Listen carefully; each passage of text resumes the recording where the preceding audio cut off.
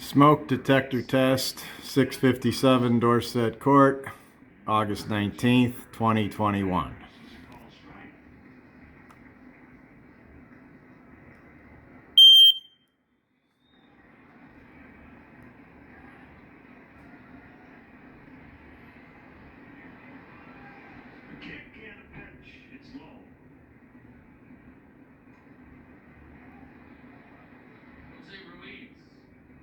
And test complete.